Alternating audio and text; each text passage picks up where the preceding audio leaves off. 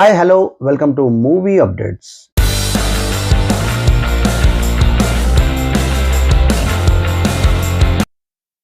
ప్రపంచంలోని సినీ ప్రేమికులంతా ఎప్పుడెప్పుడు అని ఎదురు చూస్తున్న ఆస్కార్ అవార్డుల ప్రధానోత్సవం నిన్న జరిగింది.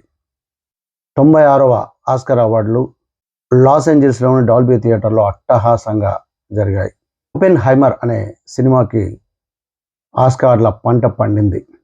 క్రిస్టఫర్ నోలన్ దర్శకత్వంలో వచ్చిన ఈ cinema the triumph and tragedy of Robert Oppenheimer అనే పుస్తకం ఆధారంగా క్రిస్టఫర్ నోలన్ తెరకెక్కించారు. ఈ సినిమాకి 7 కేటగిరీల్లో ఆస్కార్ అవార్డులను అందుకుంది. ఉత్తమ నటుడు, ఉత్తమ సహాయ నటుడు, ఉత్తమ చిత్రం,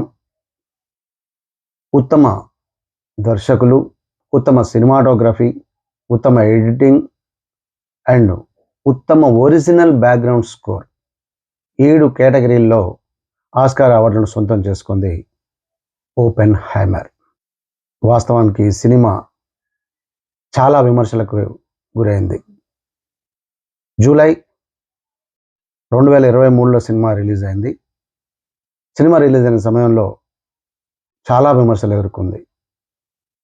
సినిమాలోని ఒక శృంగార సన్నివేశం మత గ్రంథాలను చూపించారని మత పెద్దలు తిరగబడ్డారు. సినిమాని బ్యాన్ చేయాలన్నారు.